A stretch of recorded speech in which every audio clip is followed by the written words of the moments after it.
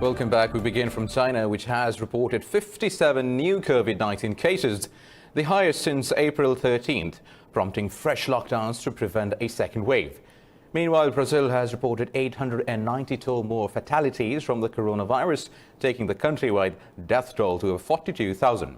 In the US, 759 more people have died overnight as the country's death toll surges to more than 115,000. Worldwide, the death count is nearing 430,000, while infections have jumped to over 7.7 million. More details in this report. With thousands of new coronavirus deaths and cases being reported on a daily basis, the pandemic shows no signs of abating soon. In the US, 21 states have seen an increase in their average daily new infections this week. Meanwhile, China has seen a new cluster of cases outbreak in Beijing, which has been linked to the city's largest wholesale market. These coronavirus cases have perhaps come in contact with the polluted environment in the market, or have come in contact with someone who was infected, who then passed on the virus to them, so they had it. For this reason, shutting down Shinfa, the agriculture trading market, is completely necessary. The relevant tracing work is still underway. As COVID-19 caseload surpassed 225,000 across the African continent, 43 countries are now under full border closure due to the rapid spread of the virus. The highly affected African countries include South Africa, Egypt, Morocco, Djibouti, Nigeria and Algeria. Spain has made it mandatory to wear masks in public after the country's state of emergency ends on June 21st. Health Minister Salvador Illa said these measures will stay in place until a cure or vaccine for the coronavirus is found. The Royal Decree picks up a series of preventive measures and hygiene, and I want to highlight the use of face masks under the terms you already know, when you cannot have a distance of more than 1.5 meters. South Korea has also confirmed 34 more coronavirus cases in a continuation of an upward trend in new infections. Meanwhile, Pakistan has reported its highest one-day surge in COVID-19 cases with 6,825 new infections. This takes the tally of infections to more than 139,000. The Health Ministry says 81 more people lost their lives overnight, taking the death toll to 2,632. It says over 51,000 patients of coronavirus have recovered so far. Officials say the province of Punjab has the highest number of cases at more than 52,000, while Sindh has recorded more than 51,000. In a televised address, Prime Minister Imran Khan ruled out further lockdown, saying Pakistan cannot continue keeping its economy shut.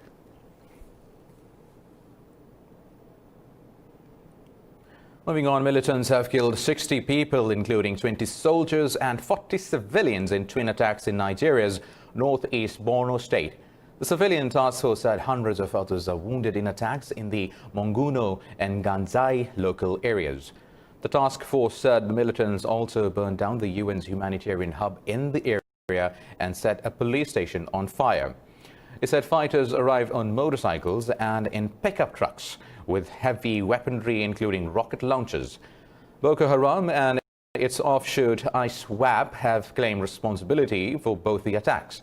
These attacks come just days after armed fighters killed at least 81 people in a raid on a village in Gubbio area. Now, 2 peacekeepers with UN forces have been killed in an attack on their convoy in the north of Mali. In a statement, the UN mission said unidentified armed individuals attacked the logistics convoy on the Desalit-Gao road. The UN mission has 13,000 troops from several nations deployed across the vast semi-arid country. Mali is struggling to contain a militant insurgency that broke out in 2012, which has claimed thousands of military and civilian lives. Now, in the US, fresh protests against police brutality have erupted after police fatally shot a black man in the city of Atlanta. Angry demonstrators shut down a major highway, blocked an interstate, and set fire to a restaurant. This report has more. Eric Garner, Tamir Rice, Berona Taylor, Oscar Grant, Ayanna Jones, Darren Wilson, George Floyd. The list goes on. Rayshard Brooks, the 27-year-old Atlanta native, joins the long list of victims of racist police brutality in the US. Police says he resisted arrest after failing a sobriety check and taking an officer's taser at a fast food drive-thru. A spokesperson for Atlanta police says the officer who fatally shot Brooks has been terminated, while Police Chief Arika Shields has resigned. While there may be debate as to whether this was an appropriate use of deadly force, I firmly believe that there is a clear distinction between what you can do and what you should do. I do not believe that this was a justified use of deadly force and have called for the immediate termination of the officer. Meanwhile, the lawyer representing Brooks' family, Chris Stewart, has disputed the official's account. He said witnesses told his team that they did not see the police conduct a field sobriety test on Brooks. Stewart said a taser is not a deadly weapon and you can't shoot somebody unless they are pointing a gun at you. I could even say we want justice, but I don't even care anymore. I don't even know what that is. And I've been doing this for 15 years. I don't know what justice is anymore. Is it getting them arrested? Is it getting somebody fired? Is it a chief stepping down? I know that this isn't justice, what's happening in society right now. This comes during global protest and discussion on racism and police violence following the custodial killing of George Floyd last month in Minneapolis. Now, clashes have broken out during Black Lives Matter protests in major European countries. In France, at least 15,000 anti-racism protesters gathered in central Paris, attempting to hold a march that was banned. Police fired tear gas as officers moved against the protesters, who hurled stones at the law enforcement agencies. The rally was organized under the banner Justice for Adama Traore, a young black man who died in France police custody in 2016. Meanwhile, in the UK, over 100 people have been arrested following violent protests in London. Far-right activists gathered to protect statues, attacked police and anti-racism protesters. British Prime Minister Boris Johnson and Interior Minister Priti Patel condemned protests outside Westminster by far-right groups. Everybody else not to protest, not to participate in these mass gatherings. This is a threat to public health, but also we're seeing a small minority use these gatherings to subvert particular causes and to participate in thuggery and violence. That is simply wrong. And as I've said, they will face the full force of the law. In New Zealand, thousands of people attended Black Lives Matter protests on Auckland's Queen Street now. Moving on, Turkey says it has killed 2 militants of the Kurdistan Workers' Party in airstrikes during counter-terrorist operations in northern Iraq. The National Defense Ministry said the military carried out the operations backed by air power in the Zap and Avashin-Basiyan regions. The ministry said Turkey will continue to destroy weapons caches and shelters used by the terrorists. Turkish security forces also claimed killing 3 PKK militants in northern Syria, near Turkey's southern border. It said over 400 Kurdish militants have been killed in northern Iraq over the past 5 months. State media said PKK militants often use northern Iraq to plan cross-border terrorist attacks in Turkey.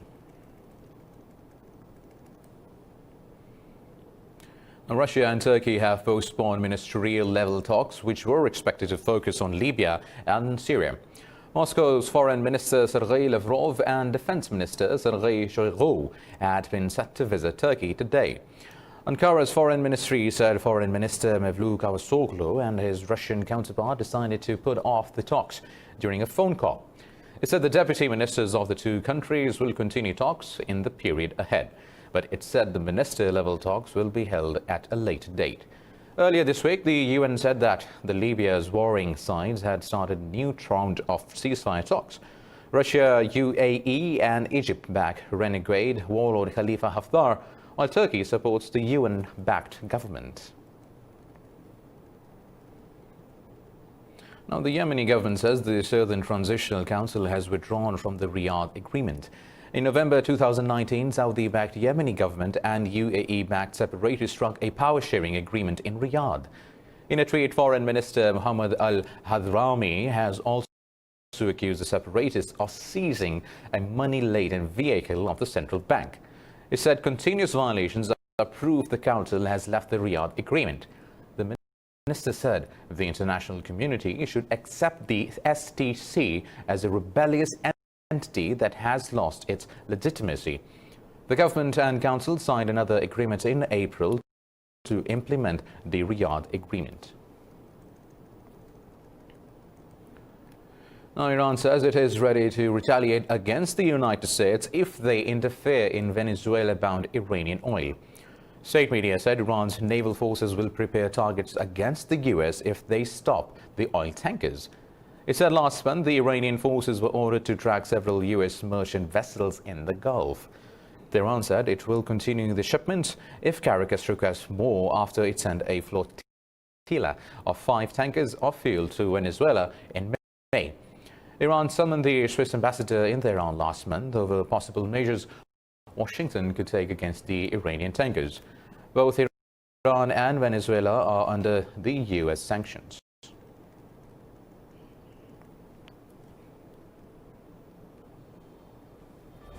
More news coming up after a short break. Stay tuned.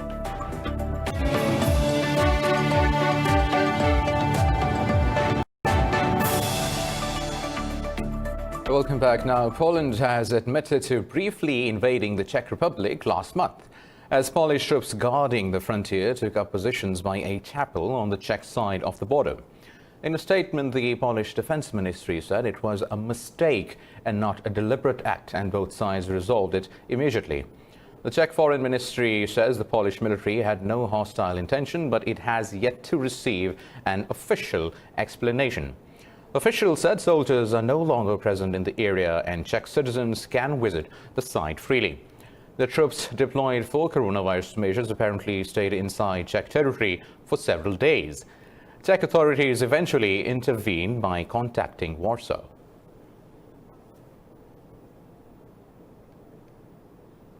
Now, North Korea has warned of a possible military retaliation against South Korea over Seoul's failure to stop a defecators' propaganda campaign. In a statement, North Korean Supreme Leader's sister, Kim Yo-jong, said she has given instructions for decisive next action. Across the border, Seoul's Unification Ministry urged Pyongyang to honor the existing inter-Korean agreements. Meanwhile, South's Defense Ministry said the military is ready to respond to any situation and it is closely monitoring moves by the North Korean army. These developments come amid increasing tensions in the Korean peninsula over anti-Pyongyang leaflets coming in from the south.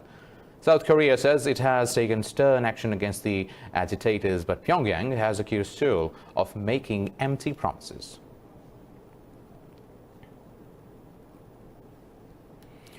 A British drug maker, AstraZeneca, has reached a deal with European governments to supply the region with its potential vaccine against COVID-19. Germany, France, Italy and the Netherlands signed the contract for pre-orders of up to 400 million doses with the pharmaceutical company. Talking to media, the company's chief executive, Pascal Soriot, said based on initial data, he has good hopes that the vaccine will work. Soriot said British authorities approved the start of phase 3 trials after studies showed sufficient efficacy and safety. It said China, Brazil, Japan and Russia have also expressed interest in the drug. Deliveries of vaccine are expected to start by the end of 2020.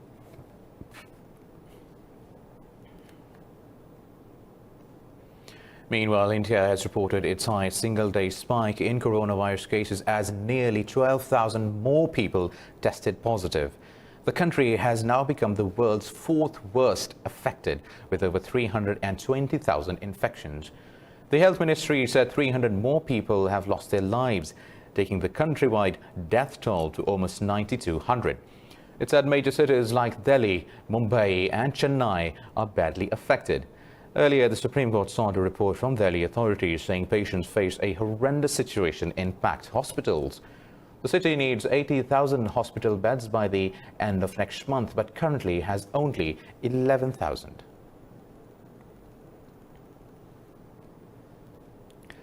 The death toll from oil tanker explosion in China's eastern Zhejiang province has risen to 19.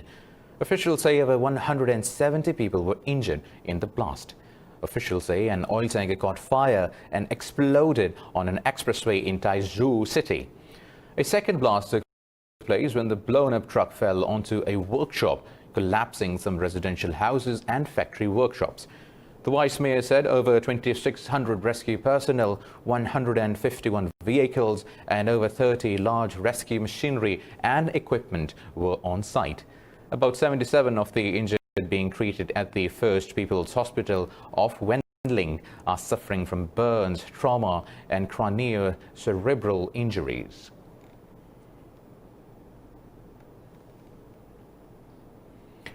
The death toll from a ship packed with American migrants that sank off the Tunisian coast this week has risen to 61.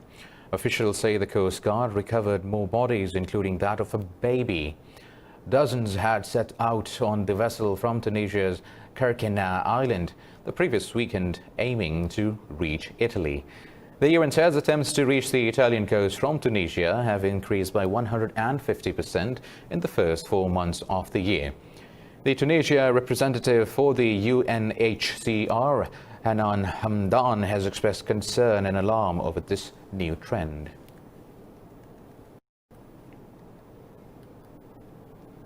The International Organization for Migration has rescued 20 migrants off Libya's western coast after their boat capsized.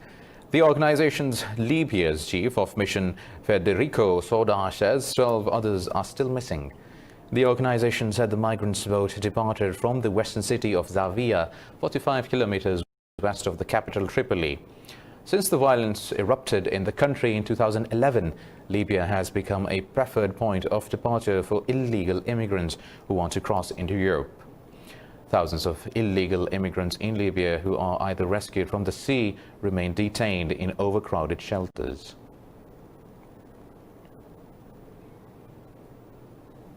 Now, the UN has warned that 3/4 of the aid programs in war-stricken Yemen can close in the coming weeks without more funding. This comes as the country is facing the world's worst humanitarian crisis, exacerbated by COVID-19 and cholera.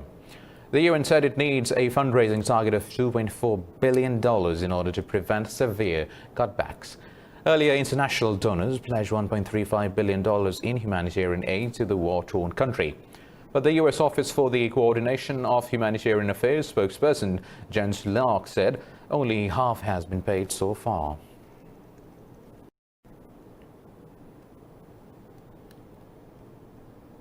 Venezuela's economy has collapsed under a hyperinflationary crisis.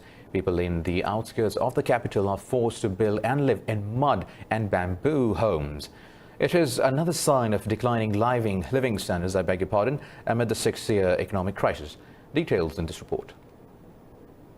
Venezuela is suffering from the worst economic crisis, while the crumbling infrastructure has left millions of people in poverty. Locals are facing catastrophic nationwide blackouts, hyperinflation, food shortage and disease. Some families on the outskirts of Caracas are expanding a settlement of mud and bamboo homes, lacking running water, power and sewer services. The dwellings in the community, known as lost trailers, have sloping walls, low ceilings and sparse furniture. Resident Adriani Morcano is desperate about the economic situation.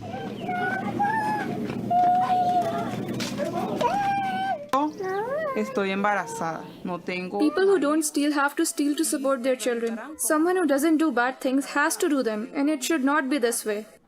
The families get water from a nearby well or fill a 150-liter for $1. Many cook with makeshift stoves using paper or plastic to light damp firewood. We don't have any gas and we have to cook with firewood. Now, electricity is a problem as well. It rains and the power goes out. We are adrift here. The United Nations says Venezuela in 2019 suffered the 4th most severe food crisis in the world, with 9.3 million people suffering hunger or inadequate nutrition. que si 100 bolos, compramos que si... Sometimes we get 100 bolivars and it isn't enough for our children. Sometimes he asks me for food and how can I tell him that I don't have any? I have to go out and look for food or call my husband for him to bring food. Sometimes we go all day without eating. It is very hard. According to the UN Economic Commission, the disparity between the rise in prices and population salaries is so generalized that there is practically not a single Venezuelan who is not poor. Well, with the pandemic wrecking the economies around the world, a zoo in Peru has called for help to pay for upkeep and food for its over 1,000 animals. The authorities say they are scrambling to find resources amid a plunge in ticket sales, but have launched a campaign hoping it will provide some funds. More in this report.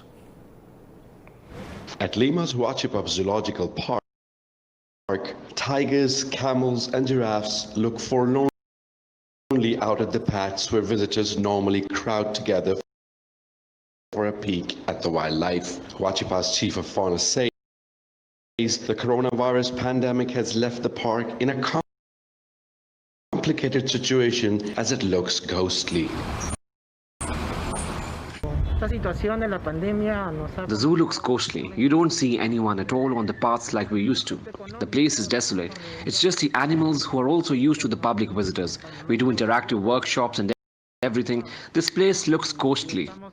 The management at the zoo has come up with an online campaign asking for donations. It also offers people to purchase advance tickets at a 25% discount.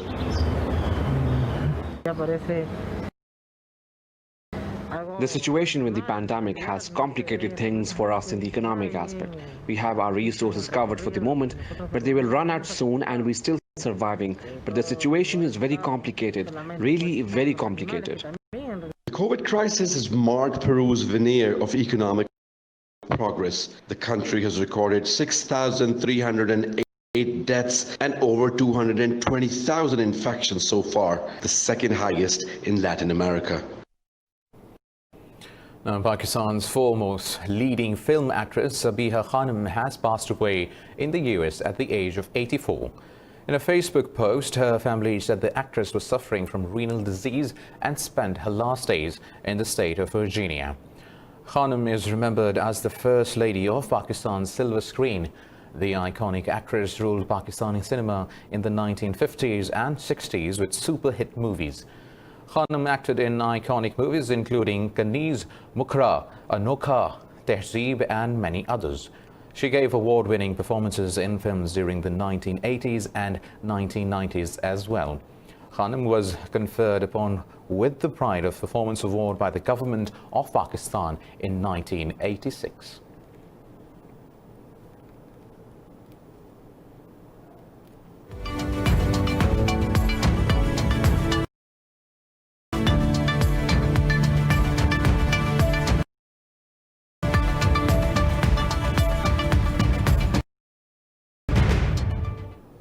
In the business stories now, Gulf stock markets are trading lower as investors remain cautious about the pace of economic recovery. Market participation by investors remained muted as volumes continue to fall. Dubai's DFM General Index has lost as much as 2%, extending this year's loss to 25%, with bank stocks weighing on its performance. Equity markets in Abu Dhabi, Saudi Arabia, Qatar, Kuwait and Bahrain have also declined between 0.3% and 1.3%. In Riyadh, Tadawul al-Share index has dropped by 0.5% as Saudi Aramco stocks fell 0.5%.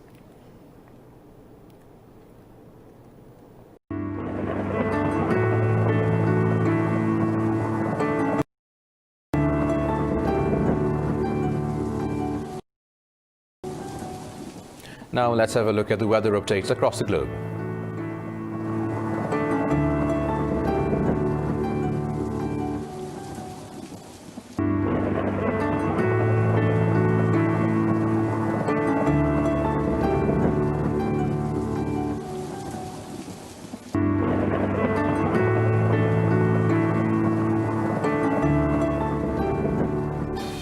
With the weather update, we come to the end of this bulletin. For more news and analysis, keep following us at indus.news. Take care.